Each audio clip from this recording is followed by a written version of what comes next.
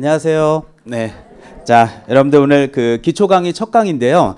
어제 이제 심종욱 교수님한테 전반적인 얘기 들으셨을 거예요. 근데 제 과목은 또 2차니까 제가 2차 얘기들을 좀 많이 진행을 한번 해보도록 하겠습니다. 한번 들어보시죠.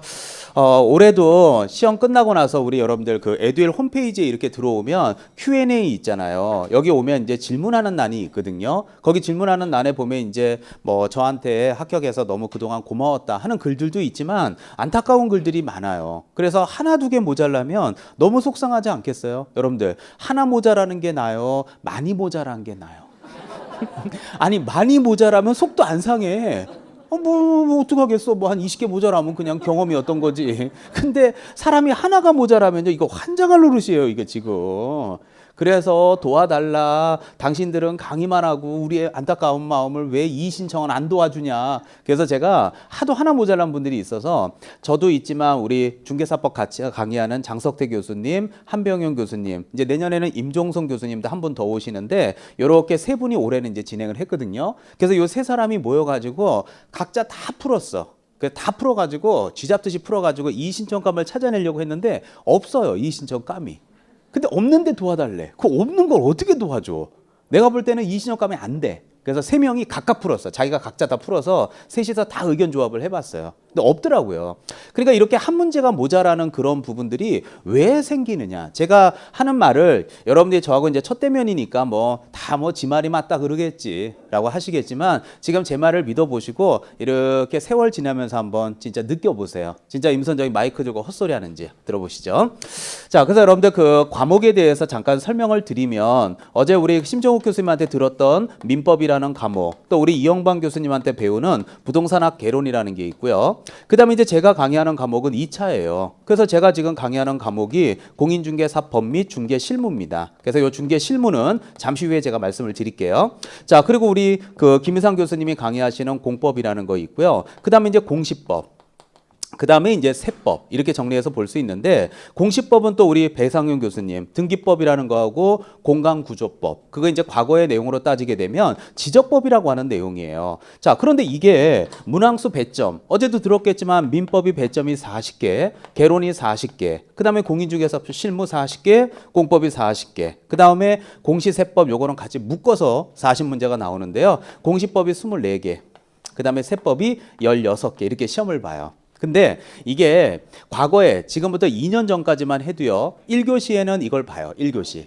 그리고 나서 한 3, 40분 쉬었다가 2교시에는 이 네 과목을 싹 다 보는 거예요. 이것들을. 그런데 이제 작년부터는 어떻게 보냐면 여기 민법 개론 이거를 1교시에 시험을 보고요. 그 다음에 여기 나온 중개사법 공법을 2교시에 봐요. 그리고 공시세법을 3교시에 봅니다. 여러분들 옛날에는 한꺼번에 2교시다가 3교시를 이렇게 쪼갰다는 얘기는 수험생들이 화장실 때문에 급해서 이거를 쪼갠 것 같아요. 3교시에서 한 번 더 걸으려고 쪼갠 것 같아요. 더 걸러내려고 쪼갠 거지 이게 실제로 뭐 화장실이 급한 분들 때문에 그렇게 걸러낸 건 아니에요. 그래서 오늘 제가 들어오기 전에 여기 우리 주택관리사 우리 여기 민법이에요. 근데 주택관리사 교수님 하시는 말씀이 주택관리사는 1차가 세 과목이에요. 그래서 민법이 있고 회계원리가 있고 시설개론이 있고 이렇게 있는데 지금 올해까지만 해도 민법 회계원리, 시설개론을 같이 1교시에 시험을 보고 나머지 세 과목을 2교시에 봤는데 내년부터 주택관리사 시험도 1교시에 회계원리하고 시설 보고요. 2교시 때 민법. 이해 가죠? 3교시 때 2차 딱 다 본대요. 그래서 더 쪼갠다는 거예요. 그것도 3교시로. 그거는 뭐냐? 2교시 때 타겟인 민법을 어렵게 내겠다는 얘기죠. 그럼 결국 이게 뭐냐면 이것도 마찬가지예요. 지금 이거 전략을 잘 세워야 되는데 공시세법 때문에 이번에도 망한 분들 많고 공법 때문에 망한 분들 많아요. 제가 지금 이 민법하고 개론 중에서 어제 민법이었으니까 가만히 살펴보면요. 민법, 공인중개사법, 공법, 공시법, 세법 나머지 법이란 말이 다 붙는데 유일하게 법이란 말이 안 붙는 게 딱 하나 있죠. 학개론이에요. 그러니까 이거는 결국은 학개론이라는 건 무슨 말이냐. 여러분들 법이라는 말이 있다는 얘기는 법 조문이 있을까요? 법 조문이 없을까요? 있죠. 그럼 이 조문이 만약에 1조부터 100조까지라고 친다라면 분량이 많아도요. 이랬던 저랬던 이 안에서 시험에 나올 건 정해져 있죠. 그럼 이 안에서 내가 얼마나 내 걸로 만들어서 피땀 흘려서 만들어서 가서 쓰느냐. 그게 결국 자기 점수예요. 근데 이 부동산학개론이라고 하는 과목은 이게 법 조문이 없어요. 단지 시험 요령에 이렇게 돼 있어요. 투자 부분에서 몇 개 낼게. 감정평가 부분에서 몇 문제 낼게. 이렇게 되는 거예요. 또 예를 들어서 경제 파트에서 몇 문제 낼게 이렇게 써 있어요. 시험 요령이 있어요. 그러면 우리 투자라는 부분에서 만약에 세 문제가 됐든 네 문제가 나온다면 문제를 출제하는 사람께서는 이 교재를 쓴 이영방 교수님 교재 안에서만 내야 돼요. 벗어난 내용도 있을까요? 벗어난 내용도 있겠죠. 그러면 결국은 야야야야 올해 확 줄여. 너무 많이 붙는 거 아니야? 확 줄여. 그러면 오히려 지금 시중에서 가장 많이 팔리는 책이 에듀윌책이란 말이에요. 시중에. 그러면 이제 출제위원이 딱 들고 들어가서 요런 거 배우네 학원에서 야야 확 줄여. 그럼 여기 책에 없는 거 그런 거 내자. 해서 일부러 싹싹 피해가서 낼 수 있다는 얘기예요. 그러나 법이란 말이 붙어 있다는 얘기는 1조부터 100조까지가 있으면 101조를 만들어서 시험에 낼 수는 없잖아. 무슨 말 이해가요? 이 안에서 나오는 거야. 단지 어떻게 내느냐, 꼬아서 냈냐, 쉽게 냈냐, 그거는 지가 알아서 할 일이지. 그러나 여기서 나온다는 건 이미 알고 시험장 가는 거거든요. 근데 이거는 꼭 이영방 교수님이 쓴 책에서만 나오라는 법은 없는 거예요, 이게. 그러니까 제가 말하고 싶은 건 뭐냐면 이 두 과목 중에서는 그래도 어느 정도 좀 레이아웃이라도 가지고 갈 수 있는 과목이 민법이라는 거예요. 그래서 제가 여러분들이 뭐 학창 시절에 선생님 저는 법을 좀 공부했습니다 하시는 분이라면은 민법이 유리할 것이고, 선생님 저는 학창 시절에 경영학과, 경제학과 제가 사회생활 할 때 회계 쪽에 관련된 일을 좀 했습니다 하는 분이 계시면 개론이 유리해요. 근데 일반적으로 아무런 법을 공부하거나 경영, 경제하고 상관없이 다른 일을 하시거나 전공을 하셨다면 이 두 과목을 딱 놓고서 한 10시간의 시간을 딱 주고 시험을 보면요. 둘 중에서는 민법이 점수가 더 나와요. 둘 중에서는 그나마도. 그래서 조금 비중을 둘 때에는 민법에다가 비중을 초반에 한 60% 정도 비율, 개론을 한 40% 정도 비율을 두시고요.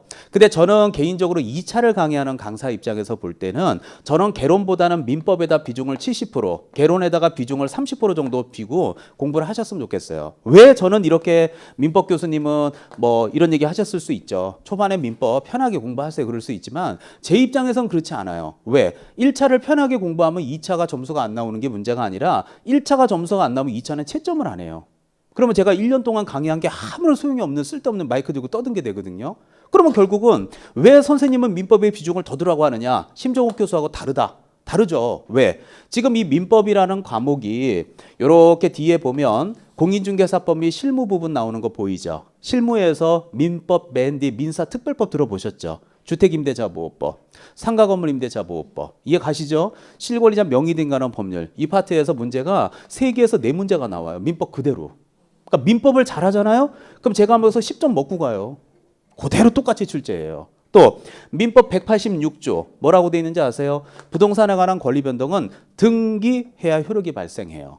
등기라는 말 딱 나오는 순간 무슨 법이 떠올라요? 등기법. 공부하신 여기 선배들 계신 물어봐요. 무슨 말이냐? 민법하고 등기법은 뗄래야 뗄 수 없는 관계예요.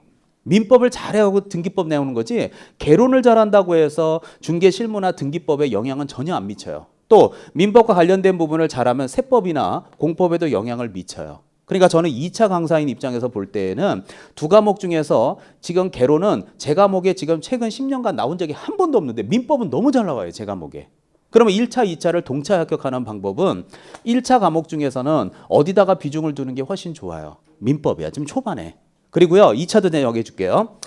자, 이제 제가 강의하는 과목이 이거잖아요. 공인중개사법의 실무인데 자, 제가 강의하는 과목의 분량이 이만큼이라고 합시다. 제 과목은 법만 따지면 조문이 50개 조금 넘어요. 자, 그런데 50개 좀 넘는데 법 부분에 그 실제 시험 문제를 한 30개 가까이 내니까 엄청나게 조금은 분량에서 많은 문제를 출제하고 있는 거고, 공법은 제가 강의하는 공인중개사법 조문 분량의 10배 이상 돼요. 근데 10배 이상 되는 이 막대한 분량에서 40문제를 출제합니다. 그러면 잘 생각을 해보세요. 이제 우리 김희상 교수 교수님 얘기 들으셨죠 좀 전에. 그래갖고 좀 이만저만 좀 다치셔가지고 아마 조금 그런 어떤 수업의 내용이 조금 차질이 있을 것 같은데요. 제가 하고 싶은 얘기가 이거예요. 무슨 말이냐? 똑같이 이 분량의 차이는 어마어마한 차이가 있는데 분량은 똑같이 나오는 거 맞죠?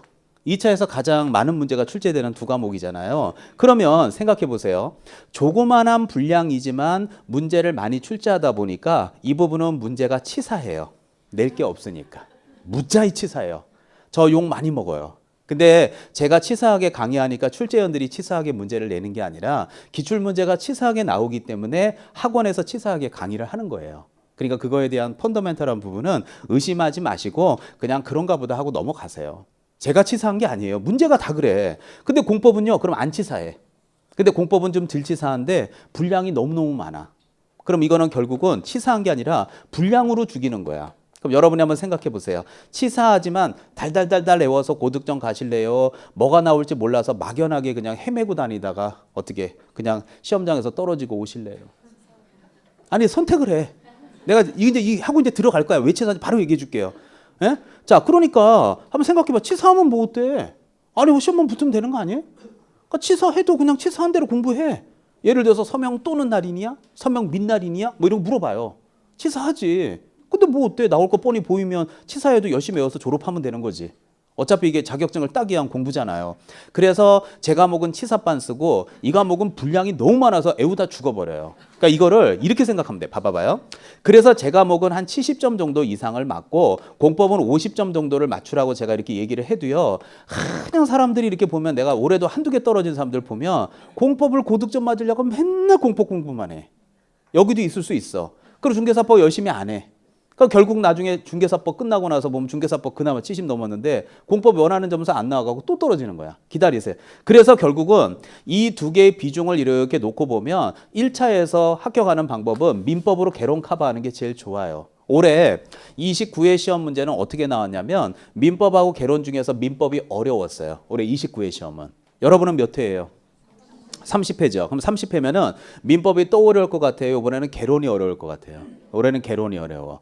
제가 뭐 여러분 저를 어떻게 보시는지 모르겠지만 제가 강의를 공인중개사 10회 때 99년부터 강의를 했거든요. 여러분들 벌써 30회 때 봬요. 그러니까 회차로 보면 벌써 20년째 강의하고 있어요.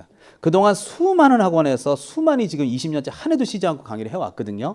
근데 제 경험상으로 보면 올해 민법이 어려웠죠. 그럼 내년에는 개론이 어려워. 돌아가면서 내. 근데 여러분은 딱 좋은 거야. 그럼 내년에는 민법이 좀 수월할 수 있죠. 그럼 민법이 수월하다는 얘기는 민법이 점수 먹기가 훨씬 더 좋거든. 개론보다는. 그러면 이걸로 이거 커버할 수 있고 점수가 잘 나오면 나머지 과목들도 공부하는 데 도움이 많이 되는 여러분한테는 좋은 회차라고 저는 생각해요. 올해 민법이 어려워서 오히려 개론이 쉬웠어요. 올해 지금 29회 시험. 최근에 봤던 시험에는. 그리고 선배들 고생 지금 진탕하고 있어요. 자, 근데 그럼 이게 이렇게 70점 넘으면 이걸 가지고 공법 좀 보태주면 돼요. 그리고 지금 여기 나오는 등기법, 지적, 공간구조법, 세법은 법명만 봐도 지금 몇 개예요? 3개죠. 맞잖아요. 그럼 법명만 봐도 3개란 말이에요. 그럼 결국 이 3개라는 얘기는 이게 12개, 이게 16개가 나오면 절반 정도는 먹으라고 주는 것들도 있겠죠. 아무리 시험이 어려워도 다 틀리라고 내지는 않거든. 또 여기도 16개면 한 절반 가까이는 먹으라고 줘요. 대신 고득점을 안 주려고 하지. 그러면 먹으라고 주는 거, 먹으라는 거 주고 먹은 다음에 찍다 보면 몇 개는 더 맞겠죠. 찍다 보면 3번 짰고도 몇 개 맞잖아요. 예, 그러다 보면 요 두 개는 합해서 60점을 가는 게 가장 이상적인 점수예요. 그래서 2차의 가장 전략적인 점수는 공인중개사법을 70점을 넘기고 공법을 50, 나머지는 60 하게 되면 평균 딱 60점이 나와요. 자, 그러면 최근에 그 Q&A에 뜬 한번 안타까운 사연 한번 들어보실래요? 자, 29회 선배가 글을 남겼어요. 자, 선배들이 했던 실사례를 듣고 후배인 여러분이 답습하지 마십시오. 진짜 안타까움의 표현이에요. 자, 지금 1차는 뭐 모르겠어요. 1차는 뭐 얘기 안 하고 저한테 2차만 얘기했으니까. 그분은 이번에 2차만 하는 사람이에요. 자, 중개사법 72.5. 자, 공법 50. 공시세법 55. 자, 이게 그 사람의 실제 점수예요. 자, 유일하게 7자 들어간 건 이 과목밖에 없어요. 자, 그럼 물어봅시다. 자, 평균 60이 합격인 거 맞죠? 그럼 50이면 몇 점 마이너스예요? 10점이 부족하잖아요, 평균에서는. 또 여기 55점 나왔습니다. 그럼 공시세법은 몇 점이 부족해요? 5점이 부족한 거 맞잖아요. 그러면 중개사법은 평균 60인데 자, 몇 점이 남아요? 12.5가 남아요. 실제 얘기예요. 제가 적어낸 거 아니에요. 게시판 와서 읽어보세요. 자, 그러면 부족한 건 몇 점? 예? 아니, 그러니까 요게 몇 점이냐고. 15점. 예. 그 다음에 남는 점수는 12.5. 그러면 결론적으로 말하면 얼마가 부족해요? 2.5. 2.5면 몇 문제 차이인 줄 아세요? 한 문제예요. 잠을 못 자겠지. 이렇게 되는 거야. 그러면 이 전체적인 내용을 보면요. 뭐가 가장 이분의 페인인 것 같아요? 제가 이렇게 놓고 보면은요, 이분이 점수 나온 걸 이렇게 올해 시험 문제의 난이도나 이런 것들을 보면 이분이 가장 제가 볼 때, 이분이 근데 저한테 글 남긴 게 뭔 줄 알아요? 저한테 남긴 이유는 제 과목이 점수가 좀 덜 나왔다 이렇게 얘기하고 싶은 거야. 나한테 글 남긴 게. 근데 이분이 유일하게 7자 찍은 건 이 과목밖에 없어. 다 이건 뿌듯해? 50점 뿌듯해? 아니잖아. 그러니까 제가 말하고 싶은 거는 공법이 50점 나오면 잘한 거예요, 못한 거예요? 잘한 거야. 근데 공법이 어려웠어. 어려웠는데도 50점이 나왔다는 얘기는 무슨 말이냐면 공법에다 막대한 시간을 투자했다는 얘기예요. 거꾸로 얘기하면. 투자하지 말라는 게 아니야. 근데 이 정도 2차만 오래 하는 정도면 1차는 작년에 붙었고 2차 중개사법이 최소 제가 볼 때 80점은 넘어가야 되는 실력자들이어야 돼요. 근데 공법에다 너무 많이 매진해 놓고 나서 결국 점수가 안 나오니까 매진하지 않았던 중개사법에 조금 덜 나온 것 같아. 이러고 이제 떠넘기고 있는 거야. 제가 느낄 때에는. 그러면 떠넘기는 건 좋은데 그럼 뭐 얘는 또 뿌듯해? 60점 되는 게 하나도 없는데? 결국은 문제가 되는 거죠. 그래서 매일 공법만 공부하다 보니까 세법 같은 경우 16개 나오는데 완전 개무시하는 거지 뭐. 자, 그러다 보니까 결국은 전체적인 바란스가 맞지 않았던 거예요. 그래서 이렇게 실수하는 선배들이 이렇게 하나 차이나 2개 차이로 떨어지는 선배들이 전국에 수두룩해요. 난 여러분들이 처음에 발 디딜 때 잘 좀 디뎠으면 좋겠어요. 그러니까 처음부터 발 디딜 때 자, 전략 점수 70점 이상. 이해 가죠? 이거 50. 이건 몇 점? 60. 전략 세우고 선생님 저 공법 때문에 미치겠어요 아주. 그러면 요거를 한 45점 세우면 여긴 중개사법은 80점 이상을 갈 수 있도록 노력을 하셔야 돼요. 근데 아시겠지만 80점이 넘어간다는 얘기는 이 2차 과목 중에서 가장 목숨 걸어야 되는 과목이 뭐예요? 중개사법이어야 돼. 근데 45점을 위해서 여기다 목숨 걸고 안 하고서 75점밖에 안 나오는데 72점은 나오는데 목숨 걸었다. 그건 거짓말인 거고. 그래서 이 전략을 잘 세워서 하셔야 되고요.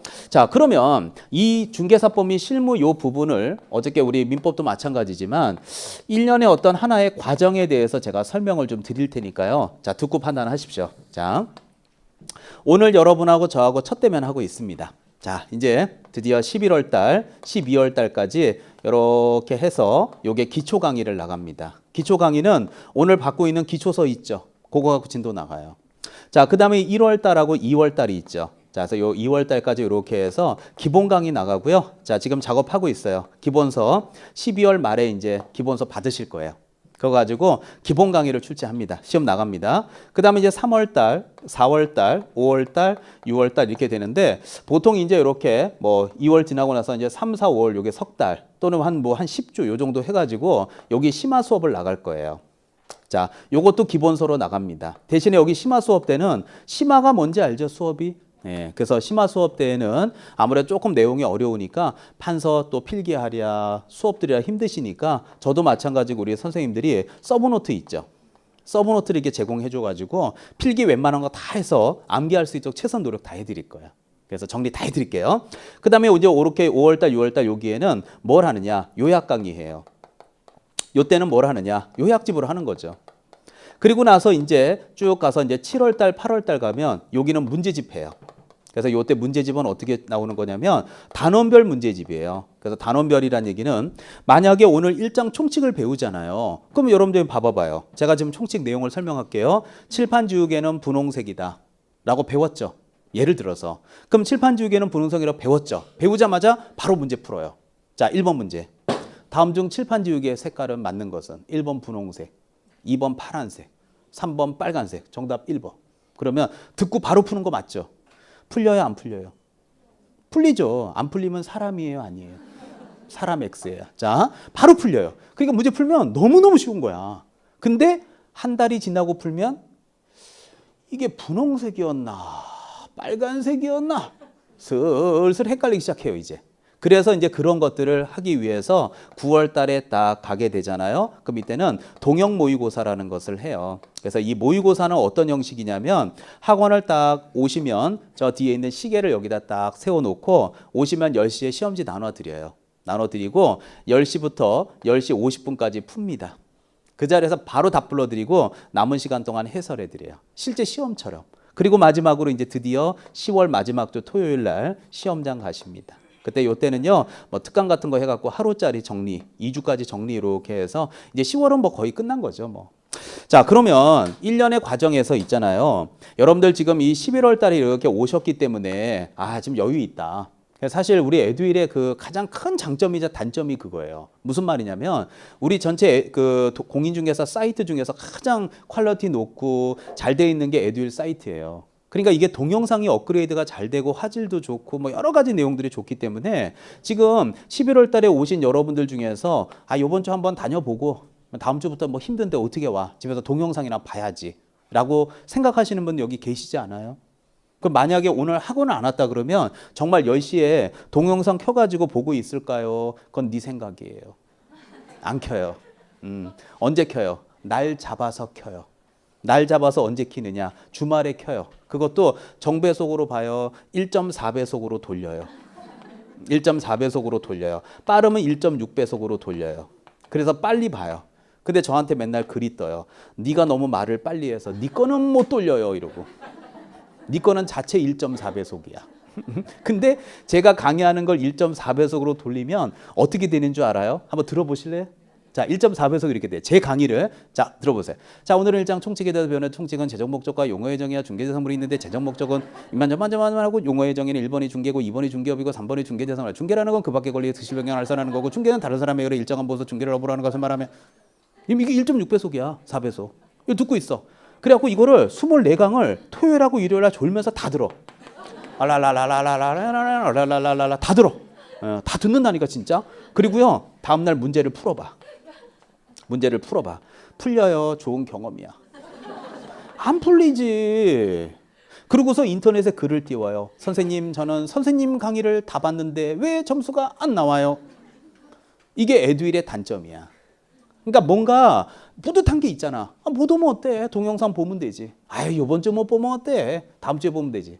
뭐 어때? 토요일 날 딱 하루만 날 잡으면 다 볼 수 있는데.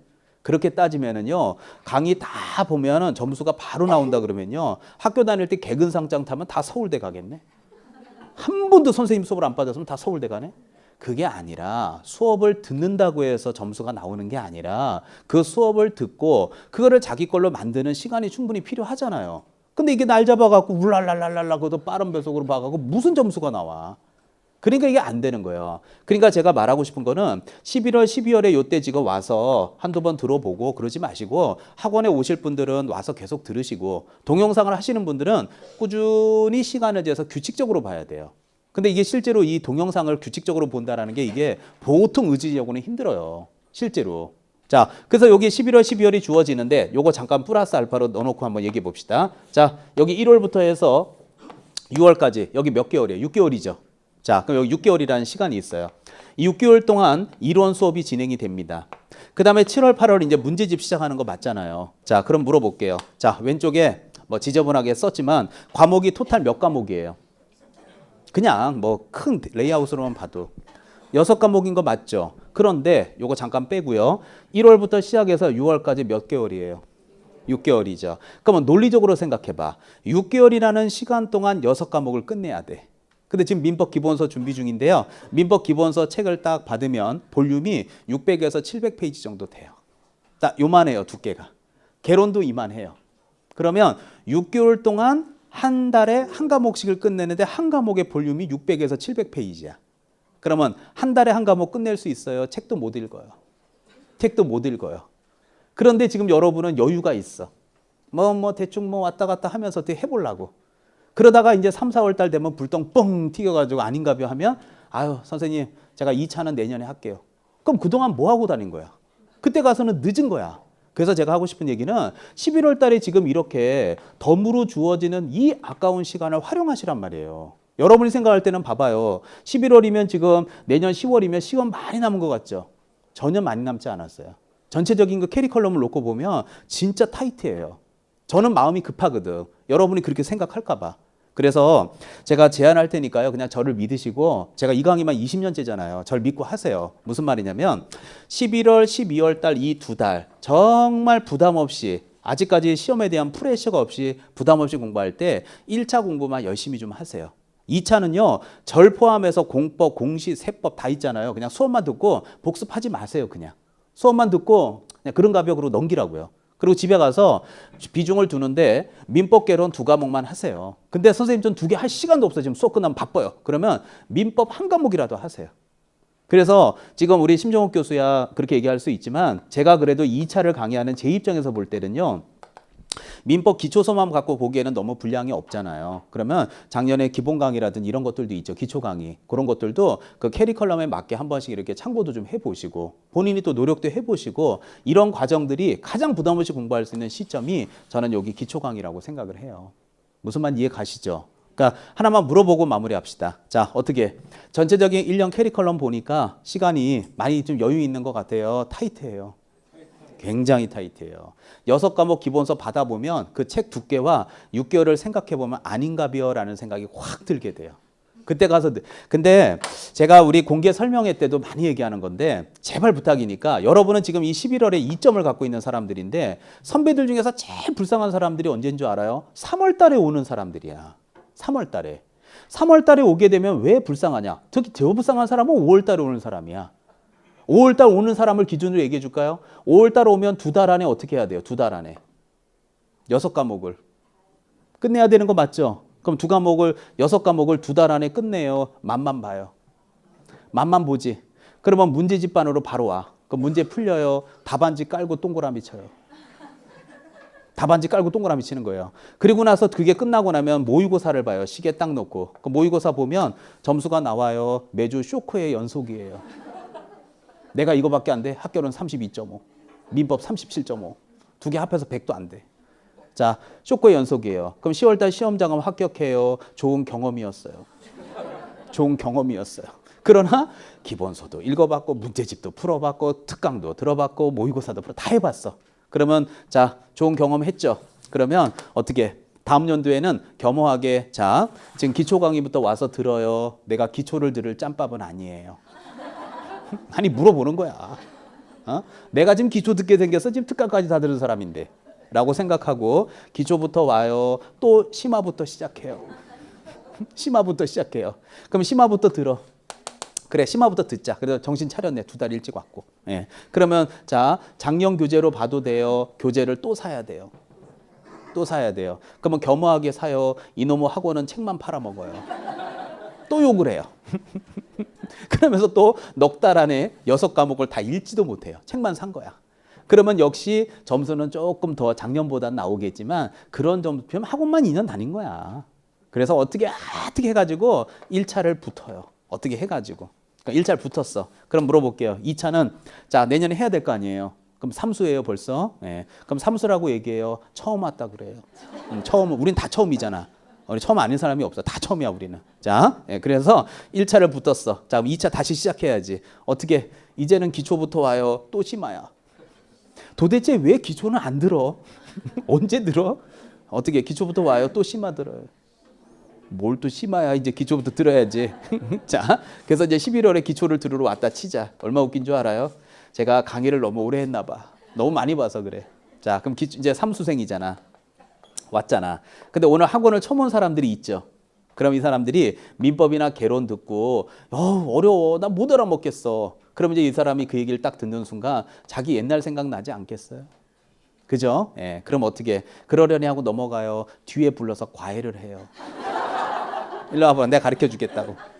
웃긴 일이 벌어져. 아 그리고 왜 지는 뭐부터? 그리고 온갖 상담을 다 해줘. 이 사람들은 임선정이 말한 걸 안 믿고 이 사람이 말한 걸 믿어. 희한한 일이 벌어져. 뒤에 모여가지고. 이 사람, 그리고 이제 이 사람이 이제 이 사람들의 많은 도움을 줬잖아. 예, 그래서 이제 시험을 2차 붙고 나면 이분이 이제 여기 회장님이 될 거예요. 요 회차에. 예, 요 사람은 이제 총무나 부회장이 돼요. 따로는 추종 세력들이니까. 예. 그래가지고 요 사람은 이제 쭉 해서 여유 있게 2차를 붙어서 졸업을 해요. 이게 삼수 코스예요. 딱 학원 3년 다니면 돼. 여기다가 또 겸허하지 못하고 기초부터 울랄랄라 와서 또 요약대 해보려고 오잖아요. 그러면 대학교 졸업해요. 4년제. 대학원 다니는 사람들도 있어요. 제가 가장 많이 본 사람은 10수까지 봤어요. 10수. 근데 한 번도 이 삼수한 사람은 처음에 기초를 배운 적이 없는 거야. 근데 우리가 법대를 나오지 않고 경영학과를 전공하지 않은 상태에서 기초도 없이 수업을 듣는다는 게 말이 안 되잖아요. 근데 여러분은 지금 11월에 와서 기초를 듣는다는 게 진짜 중요하다는 얘기예요. 그래서 기초 없이 들으니까 맨날 요약집 들고 애우는 거야. 애워도 본인이 왜 애우는지를 몰라. 그냥 애우라니까 달달달달 어떻게 해서 6점 겨우 넘기는 거야 그거. 그런 선배들이 했던 시행착오는 절대 반복하지 마세요. 자, 그리고 여기 이제 제가 뭐 여기 중개사법 및 실무에서 요 실무 부분은 법 부분하고 이렇게 나와요. 시험 요령에 법 부분에서 70% 내외, 실무에서 30% 내외면 40개 과목에서 70%면 정확하게 24개, 8개 맞죠. 그 다음에 요게 12개가 맞는데 지금 시험에 나오는 거 보면 요 28개보다 조금 더 나와요. 그래서 30개에서 32개 사이 나오고 요거는 한 8개 정도 해서 32개 대 8개 비중으로 많이 나옵니다. 그래서 요 실무 부분은 여기 나와 있는 민법이나 또 공법이나 공시법, 세법들이 다 나오는 파트이기 때문에 초반에는 신경 쓰지 마시고 일단 초반에는 제가 뭐 고득점 가시려면 법 부분에다가 그냥 신경 쓰고 다니세요. 그러다가 나중에 각 과목들이 점수가 올라가면 실무는 자동적으로 점수가 나오니까 초반에는 실무에는 신경 안 쓰셨으면 좋겠어요. 아시겠죠? 자, 다시 한번 정리 딱 하고 넘어갈게요. 확실하게 정리해 줄게요. 1차에서 2차까지 2차를 강의하는 강사 입장으로 볼 때 1차에서 매진해야 되는 과목은 뭐라고요? 민법이에요. 올해 민법이 어려웠지만 여러분한테는 쉬울 수 있으니까 민법에 매진하세요. 자, 2차에서 제 과목만 하라고 말하면 제일 웃기잖아. 하지만 이 과목 중에서 점수가 가장 많이 나와야 되는 과목은 뭐예요? 중개사법이에요. 제 과목이라서 얘기하는 게 아니라 선배들한테 물어보세요. 여기 합격 수기들 있죠? 그 게시판 들어가면 과목별로 몇 점 맞는지 다 떠 있어요, 지금. 홈페이지 들어가 봐봐요. 보면 몇 점 맞아 보면 중개사법이 가장 점수가 높아. 그거는 공법 커버할 수 있는 저렴의 기회니까 공법 열심히 하세요. 하시는데 하여튼 제 과목은 무조건 고득점 과목이다. 잊지 마시고 수업은 빠지면 안 돼요. 집에 가서는 1차 위주로 하시고. 자, 그러면 너무 많은 얘기 한 것 같아요. 자, 그럼 이제 저하고 직접 이제 기초 강의 자, 1장 한번 시작해 보도록 하겠습니다. 자, 여러분들 갖고 계시는 기초서 보이죠? 자, 기초서 23페이지 한번 펴보세요. 자, 기초서 23페이지. 자, 기초서 23페이지를 쫙 한번 펴보시면 자, 거기 보면 1장에 총칙이라고 써 있는 거 보여요? 네. 자, 이제 그거부터 시작을 한번 해볼게요. 자, 그래서 이제 1장과 관련된 부분은 총칙이다 이렇게 볼 수 있는데 자, 첫 번째 내용이 바로 공인중개사법 제1조 제정 목적이고요. 자, 두 번째가 바로 용어와 관련된 각종 용어의 정의. 그 다음에 세 번째가 여러분들 중개 대상물. 이렇게 이제 세 파트 내용으로 나눠서 볼 수 있을 것 같아요. 자, 일단 제정 목적부터 한번 보고 시작하도록 하죠. 자, 23페이지 맨 위에 찾았나요? 네. 자, 맨 위에 1번 제정 목적 보세요. 이 법은 공인중개사의 업무에 관한 사항을 정해서 그 전문성을 제고하고 자, 뒤에 잘 봐요. 부동산 중개업을 건전하게 육성한다고 써 있나요? 부동산 중개 업무를 건전하게 육성한다고 써 있나요?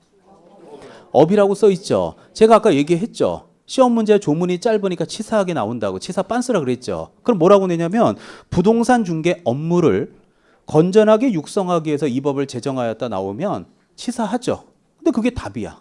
그럼 내가 하나 물어볼게. 치사하다고 욕하지 말고 학원을 1년 다니면 업하고 업무는 외울 수 있어요. 그 정도는 1년에 못 외워요. 못 외워. 못 외워. 그걸 2년 외워. 아니 그게 뭐를 못 외울 일이야. 욕만 하고 학원 다닌다니까. 아니 업 동그라미 업무 X. 그걸 1년, 2년째 외우는 사람들은 도대체 뭘까? 참 대단하죠. 그 욕만 하고 다닌다니까. 아니 생각을 해봐. 법적 지식이 필요 없어. 업이에요, 업무예요? 그럼 합격이야. 근데 그게 뭐가 어려워서 합격을 못하냔 말이야. 욕할 필요가 오히려 고맙잖아. 이까짓 거 뭐 두 줄 돼 있는 거 이거 못해 이거를 내년 10월까지? 말도 안 되는 소리야. 자, 바로 옆에 보면 건전하게 육성했죠. 그 맨 마지막에 보면 국민경제 이바지예요, 국민의 재산권 보호예요. 그래요. 그런 걸 국민의 재산권 보호라고 낸단 말이에요. 그러면 국민의 재산권 딱 보자마자 좋은 얘기구나. 그럼 불합격이에요. 국민의 재산권 보호가 어디서 국민경제 이바지지? 그러면 합격이에요. 근데 엄밀히 말하면 10개월 동안, 12개월 동안 두 줄 못 외운다는 건 말이 안 돼요. 그래서 이런 식으로 나오니까 나중에라도 혹시 기출문제 풀거나 모의고사 나오면 욕하면 안 돼요. 벌써 욕했네? 자, 고맙잖아. 얼마나 쉬워 이런 거. 자, 그 다음에 이제 밑에 용어의 정의부터 한번 가보도록 합시다.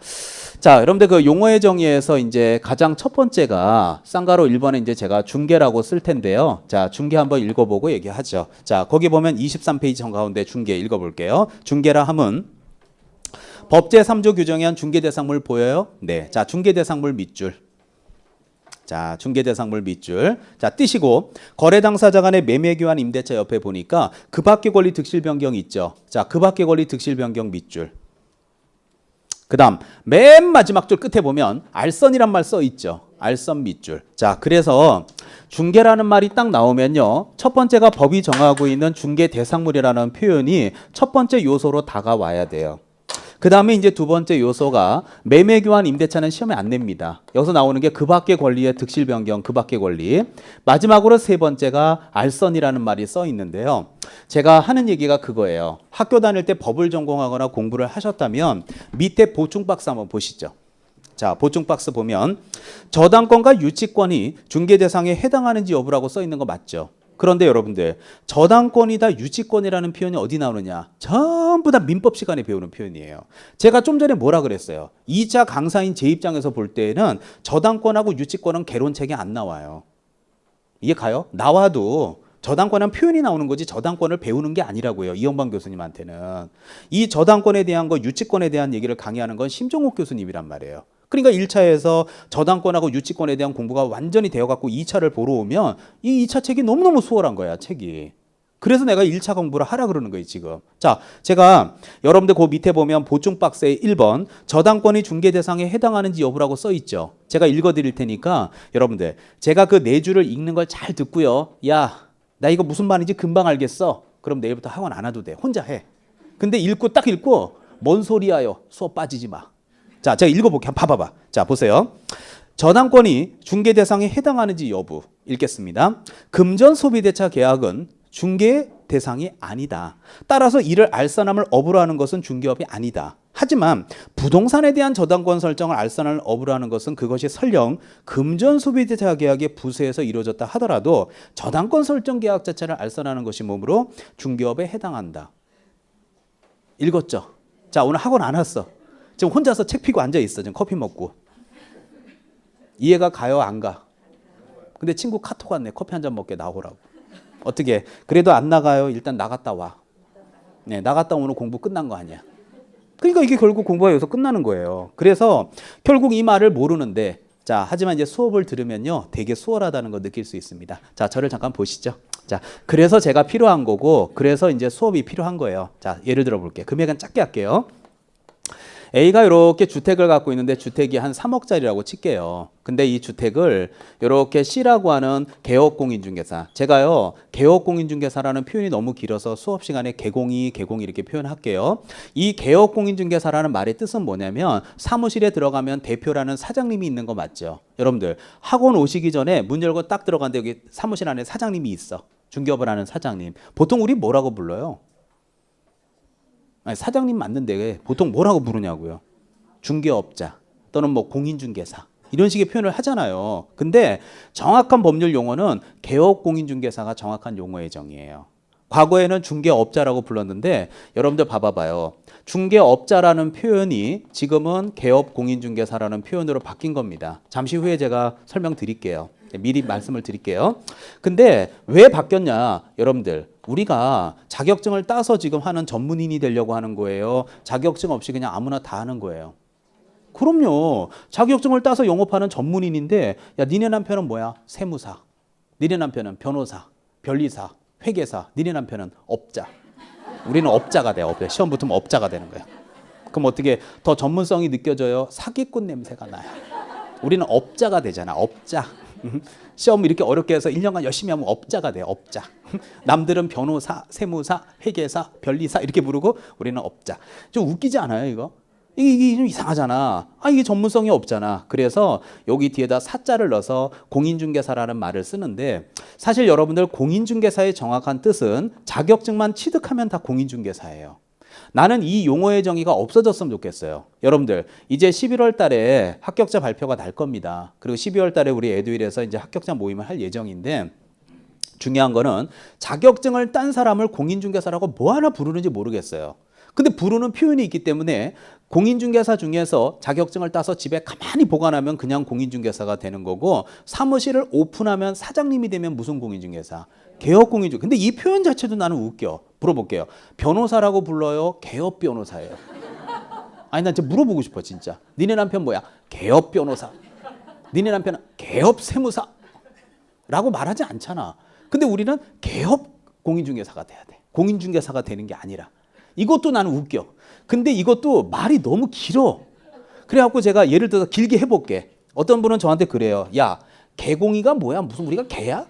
개공이야? 뭐 이런 질문이 있는데 그러면 내가 이거를 7개를 풀네임으로 얘기해볼게. A라고 하는 매도인이 개업공인중개사에게 집을 팔아달라고 하자 개업공인중개사가 B에게 매수인에게 집을 보여줬더니 매수인이 개업공인중개사에게 질문을 해가지고 개업공인중개사가 계약서를 수업 안 돼. 짜증나 듣는 사람도. 그래서 그냥 개공이 그렇게 부를게요. 오해하지 마시고 개공이라는 건 사무실에 누구라고요? 사장님, 대표. 자, 그래서 이제 A가 C한테 팔아달라고 얘기했어 3억에. 근데 여기 B라는 사람이 지금 이 동네에서 전세 2억에 살아요.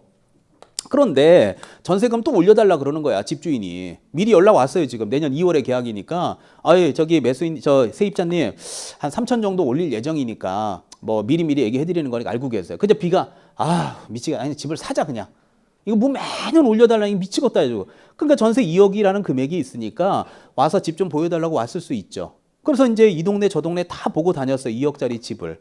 그런데 마음에 드는 게 없는 거야. 그러던 찰나에 B가 C한테 보여달라 그러자 C가 B한테 저기 선생님 요게 금액이 조금 2억보다는 오버되는 건 맞는데 요 3억짜리 아파트 요게 좀 괜찮게 나온 게 한번 보실래요? 한 거야. 그럼 여러분 봐봐요. 20평대 아파트만 보고 다니다 30평대 보면 굉장히 넓어 보이잖아. 그럼 마찬가지로 2억짜리 아파트 보고 다니다가 B가 3억짜리 아파트 딱 보게 되는 순간 마음에 싹 들지 않겠어요? 그럼 마음에 든다 이거지. 근데 문제는 뭐야? 돈이 모자라잖아. 그럼 결국 여기는 B가 C한테 선생님 진짜 집은 마음에 드는데 돈이 모자라요. 그럼 C가 뭐라 그래? 그럼 왜 보고 다니냐고. 왜 보고 다니지? 추운데 왜 집 보여달라 그러냐 말이지. 그렇게 얘기하겠어요? 아유, 그거 다들 그렇게 하잖아요. 그냥 융자 1억 얻으셔가지고 하시고, 이거 갚아가다 보면 요새 노원구에 집값들 뛰니까, 갚아가다가 또 한 2, 3천이나 차익 남으면 좋지. 그거 굳이 전세 옮겨 다니까 뭐 있습니까? 하는 순간 여기는 B는 저기 근데 제가 이게 난 빚지는 거 싫어해갖고 이때까지 전세 살고 있는데요. 융자 뭐 어떻게 해야 되는지도 모르는데 B가 C한테 하는 말이에요. 융자 얻는 것 좀 도와주실 수 있나요? 라고 부탁할 수도 있죠. 그러면 여기 있는 이 C라는 개공인 사무실은 땡땡 은행하고 연계되어 있을 수 있지 않을까요? 그러면 결국은 1에서 1억 원을 융자 받았다면 나중에 등기부에 근저당이 됐던 저당권이 됐던 간에 이 내용이 등기부에 나올까요? 안 나올까요? 나오죠. 그럼 이렇게 하면서 매매계약서 쓰면서 은행융자 발생시켜서 잔금 건네는 형식으로 계약서 쓰는 것은 도와줄 수 있을까요? 못 도와줄까요? 도와줄 수 있기 때문에 이렇게 매매계약과 같이 이루어지는 저당권 설정 계약도 중개 대상이 된다는 뜻이에요. 결국 여러분이 그 판례 내주를 딱 읽으면서 은행융자 받는 거 도와준다는 얘기 아니야 이 내용이 라고 느꼈다면 예전에 법을 공부하신 거고요. 그게 그거야? 라는 생각이 들었다면 다음부터 수업을 빠지면 안 돼요. 계속 들어야 돼요. 최소 몇 개월은 들어야 이게 눈에 익거든요. 그러니까 결국 그 말이 무슨 말이냐면 다시 보세요. 첫째 줄에 금전 소비대차 계약은 중개 대상이 아니라는 얘기가 뭐냐면 금전 소비대차 계약은 돈 빌리는 거 맞죠? 자, 봐봐요. 이게 왜 중개 대상이 아니냐면 여기 지금 B가 C한테 얼마 모자라다고 얘기했어요. 1억 모자라다 그랬죠? 그자 C가 B한테 그래요. 내가 1억 빌려줄게. 이해 가시죠? 이자는 한 달에 37만 원 정도 해. 라고 하면 이게 중개예요? 지금 돈놀이야. 그거는 중개 대상이 아니라고. 이건 돈 빌려주고 이자 받는 거지. 이게 돈놀이지. 이게 중개업이에요 지금. 하지만 보세요. 그래서 이건 중개업이 아니야. 하지만 부동산 지금 보이잖아요. 3억짜리 아파트에 대해서 저당권 설정을 알선한다는 얘기는 은행 대출 받는 걸 도와준다는 얘기지. 이거는. 이해 가죠? 그것은 비록 1억이라는 금액을 빌려서 하는 경우라 하더라도 은행의 대출 계약 자체를 도와주는 거예요. 매매계약 부수에서. 그렇기 때문에 이거는 중개업에 해당한다 안 한다? 한다. 저한테는 그렇게 보여요. 근데 여러분한테는 그렇게 안 보이는 거야. 그래서 어렵다 보니까 이게 학원에 와서 수업을 듣는 게 맞아요. 빠지지 마시고. 자, 이번에 유치권에 대해서는 우리 심정욱 교수한테 배운 다음에 제가 진행할게요. 자, 그 밑에 보면 2번 제목이 뭐? 자, 그럼 중개업 대해서 하나만 제가 더 얘기하고 우리 잠깐 쉴까요? 자, 중개업을 딱 보면 한 줄밖에 안 되죠. 자, 여러분하고 저 같이 한번 읽어봅시다. 자, 중개업에 보면 첫 번째가 자, 누구의 의뢰예요? 그렇죠. 다른 사람의 의뢰가 있어야 되는 거 맞죠? 두 번째가 일정한 뭘 받아요? 보수를 받아야 됩니다. 그 다음에 세 번째가 중개를 뭐로 해요? 업으로 해야 됩니다. 자, 그러면 이 중개보다도 오히려 중개업이 최근에 시험에 굉장히 잘 나오는데요. 제가 가르쳐드리고 한번 진행을 해볼게요. 자, 저한테 시간 주세요. 자, 미리 가르쳐 드릴 거 다 드릴게요. 업이란 말이 붙으면 첫 번째, 불특정 다수인을 상대로 하셔야 돼요. 자, 그 다음에 두 번째, 계속적이고 반복적인 성격을 띄어야 돼요. 기초 강의 때는 필기 너무 열심히 하지 마세요. 그냥 편하게 들으세요. 제가 제일 싫어하는 사람이 어떤 사람이냐면 기초 강의 때부터 오전 수업을 들어. 그리고 야간에 와서 또 들어. 근데 나만 그런 줄 알았더니 월, 화, 수, 목, 금, 토를 다 이루고 다녀. 그러면 3월 달이 됐어. 이제 정작 이제 심화 수업 열심히 해야 되는 시즌이 왔어. 열심히 해. 이미 패인됐어. 아니, 공부는 마지막에 열심히 하는 거야. 초반에 열심히 하다 나가 떨어지는 게 아니라. 무슨 말 이해 가요? 이 에너지를 민법에 쏘더라고요. 굳이 야간에 또 오지 말고. 이해 가죠? 예, 자, 이런 사람들이 있어요. 열이 아주 자, 그래서 계속적 반복적으로 세 번째는 영리를 목적으로 해요. 자, 그럼 한번 예를 들어 봅시다. 제가 오늘 여러분들하고 첫 대면에서 지금 얼굴 보고 있잖아요. 저의 직업은 강의를 하는 게 제 직업이잖아요. 이거 업이에요, 아니에요? 제가 하는 거. 직업이잖아요. 강의가 제 직업이에요. 그러면 업이란 말이에요. 그럼 제 입장에서 볼 때 오늘 여러분을 첫 뵈지만 제가 볼 때 여러분은 노원구의 수많은 사람 중에서 누가 오실지 저 몰랐잖아요. 그러면 제 입장에서 볼 때 여러분은 불특정 다수인이에요, 아니에요? 맞잖아요. 누가 오실지 제가 다음 주에 또 누가 올지 어떻게 알아 내가. 여러분은 모르잖아. 두 번째, 계속적 반복적. 자, 오늘 첫 딱 하고 이제 그동안 즐거웠던 거예요. 계속해요. 그동안 해왔고 다음 주도 계속 할 거 아니에요. 세 번째, 저 강의 열심히 하고 학원에서 월급 받을까요, 안 받을까요? 받게. 영리 목적이잖아요. 직업이잖아요, 직업. 그러면 요 세 가지 요건을 동시에 충족했기 때문에 임선정이가 지금 하고 있는 건 업이에요.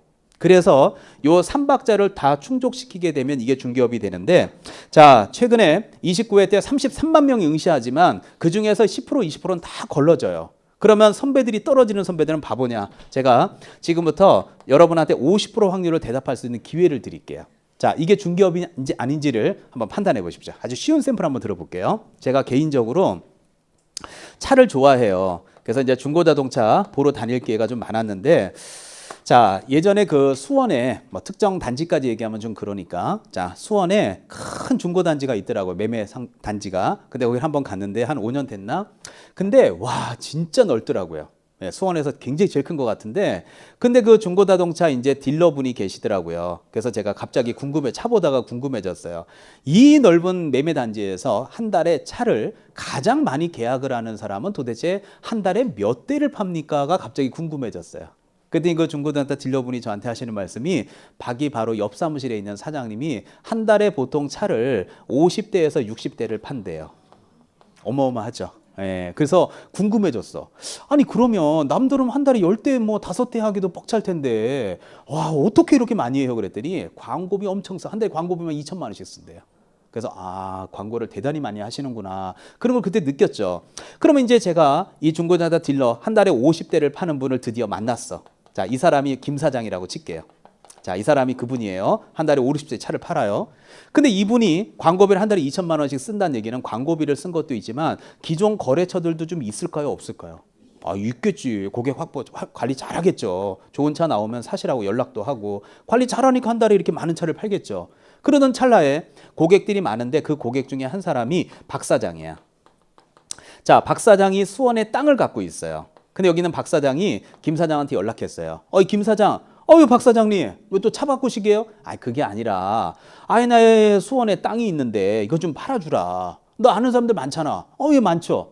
야, 좀 팔아주라. 내가 그럼 너 심심치 않게 인사할게. 알겠어요. 한번 기다려봐요, 박 사장님. 하더니 이제 김 사장이, 자, 이 동네에서 그래도 조금 부동산에 관심 있어 하는 임 사장한테 연락을 한 거야. 그래, 브리핑 하다 보니까 이게 이제 매매 계약이 성사되는 경우가 있을 수도 있잖아요. 제 말 이해 가요? 예. 그래서 이제 계약이 어떻게 됐어. 그래서 이제 그러다 보면 나중에 이제 박 사장도 사람인지라, 근데 이렇게 김 사장이 노력했는데 입 싹 닦을 수는 없잖아요. 그래서 이 김 사장, 이제 고맙다 진짜. 내가 뭐 복비는 다 못 주더라도 내가 500 줄게 하고 여기도 500 받았어. 그럼 얼마 받은 거예요? 이거 짭짤해. 그러다 보니까 여기는 김 사장이 무슨 생각을 하느냐, 어차피 벼룩시장, 교차로, 네이버 등등등의 광고 낼 거 아니에요. 중고차 광고 내는 김에 그 박스 광고에다가 여기다는 자동차 얘기 실컷 쓴 다음에 밑에다가 부동산도 광고 띄워. 이해 가죠? 이렇게 가끔 그래요. 갖고 1년에 이 광고에서 한 대여섯 건씩은 해먹어요. 여기 있는 김 사장이. 근데 이렇게 봐요. 우리나라 사람들 다 그렇잖아. 그럼 김 사장이 봐봐. 단지에서도 가장 많은 차를 팔지. 거기다 요새 부동산까지 광고해서 1년에 또 한 돈 1억씩 벌어먹는다고 한다라면 옆에 부동산들이 박수 쳐주고 축하해요. 넌 뒤진 거야. 네, 넌 뒤진 거야 이제. 어떻게 냅둬요. 이참에 찔러. 유일하게 일치되네. 찌른다는 대답은. 절대 남이 잘 되는 꼴을 못 봐. 우리나라 사람들은. 그쵸? 찔러. 그래서 찔렀어. 그러면 과연 찔러서 이 사람이 문제가 될 수 있는데 제가 물어보고 싶은 것은 이해가 가죠? 예, 그렇다면 이렇게 김 사장의 이런 행위가 공인중개사법 제2조 그쵸? 예, 3호에 있는 중개업이냐 아니냐를 저는 물어보고 싶은 거예요. 자, 이 대답이 50%. 이면 동그라미고 아니면 X인가 아니겠어요? 자, 이 대답 하나로 제가 여쭤보고 싶습니다. 이거 중개업이 아니에요. 예? 자, 중개업이 아니에요. 대부분 아니라고 얘기를 하잖아요. 근데 중요한 거는 이건 중개업이 맞아요. 그 순간 아니 이게 중개업이야? 아니 선생님, 김 사장이 자격증 있나요? 아니 없는데요. 아니 없는데 어떻게 중개업을 해요? 말도 안 되는 소리 하고 있어요. 라고 하신다면 이제 저하고 봐. 이래서 이게 중개사 시험이 쉽다고 하지만 막상 시험 보면 점수가 안 나와요. 자, 한번 따져볼까요? 자, 첫 번째. 이 위에다가 제가 이 말을 적을 때 에이그 이까짓까지 웃기고 앉아있네 했던 분들 확인하시죠. 박 사장이 김 사장한테 의뢰했어요? 지금 의뢰 안 했어요? 다른 사람 맞잖아요. 뭐 피가 섞인 뭐 형제도 아니고. 다른 사람이 의뢰 받았죠? 두 번째, 500만 원 받았다는 건 보수 받은 거예요? 안 받은 거예요? 받은 거죠. 업이에요? 아니에요 이거? 봐봐요. 김 사장 입장에서 볼 때 박 사장만 전화 오란 법은 없죠. 불특정 다수인을 상대로 하는 거 맞죠? 1년에 한 대여섯 번씩 해먹었다는 건 계속적으로 한 거 맞죠? 그러면 여기 있는 이 김 사장은 왜 수원의 땅을 이렇게 열심히 팔아줘요? 영리 목적이에요? 수원의 발전이에요? 뭘 수원의 발전에 이 한 몸을 기여하기 위해서 광고비를 한 달에 2천만 원씩 써. 거래 활성화에 기여를 하긴 무슨 거래 활성화에 기여를 해. 돈 벌려고 하는 거지. 그럼 아닌 게 뭐가 있어? 내가 지금 여기다 밑줄 친 거 중에 아닌 게 하나라도 있으면 얘기해봐요. 다 맞잖아. 그럼 결국 중개업이라고 딱 써야 되는데 선생님 자격증이 없는데 중개업 할 수 있어요? 그러면 저희들처럼 자격증을 따서 하는 것도 중개업이고 자격증이 없는 것도 중개업이면 저 내일부터 학원 안 와요. 내일부터 내 중고에다 취직하려니까. 이렇게 되는 거야. 그 순간 이상한 데로 빠지는 거예요. 자, 그런데 자 들어봐요. 결론만 말씀드릴게요. 이거 중개업 맞아요. 그런데 분명히 누군가가 찌르겠지. 어떻게 자격증도 없는 놈이 부동산을 헤쳐먹냐 말이지. 옆부동산에서 찌르게 돼 있어. 그럼 이 사람은 자격증 따서 해당 구청 가서 등록했을까요? 등록 없이 그냥 하는 거야. 그냥 하는 거지. 무등록이지.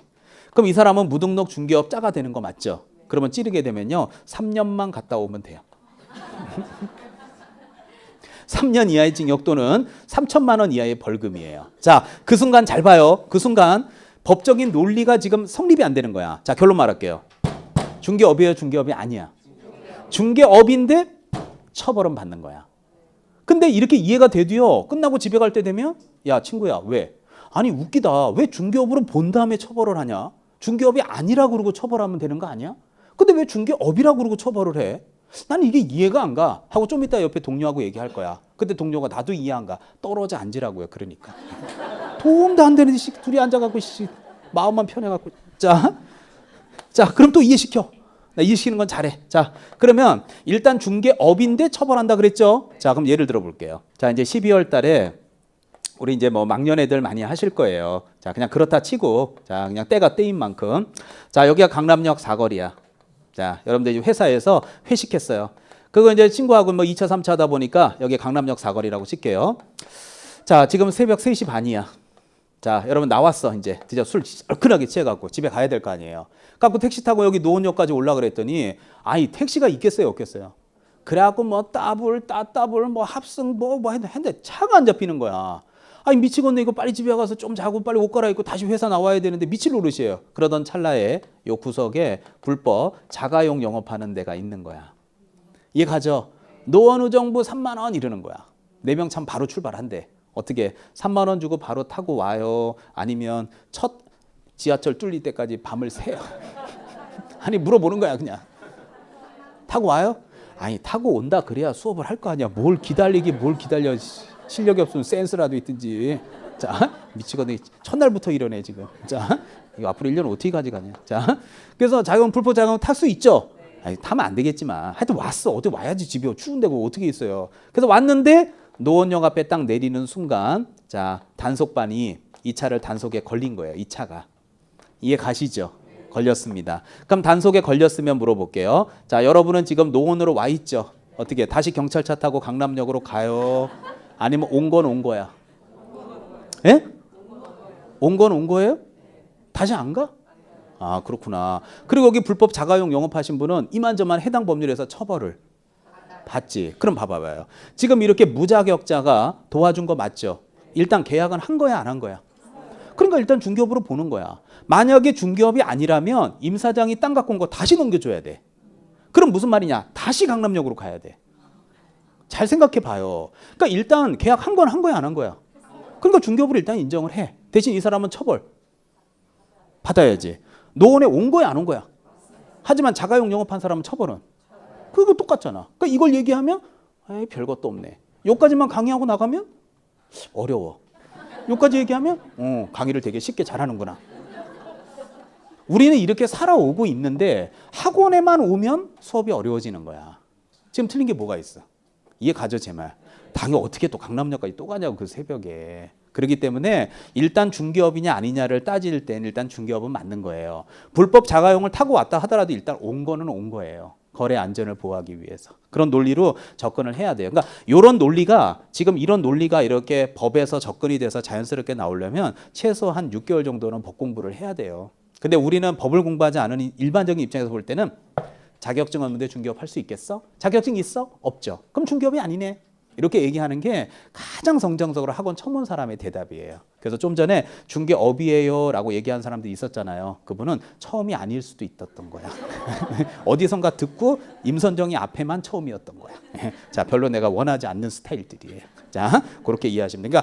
그러니까 중개업이 아니야 라고 얘기한 사람 있잖아요. 그 사람이 처음이야. 그래서 옆에 사람이 처음 왔구나 아니구나를 그거로 판단하시면 돼요. 자, 알겠습니다. 자, 10분 쉬었다 올 테니까요. 자, 요 왼쪽에 요 제목은 지우지 마십시오. 잠깐 쉬겠습니다.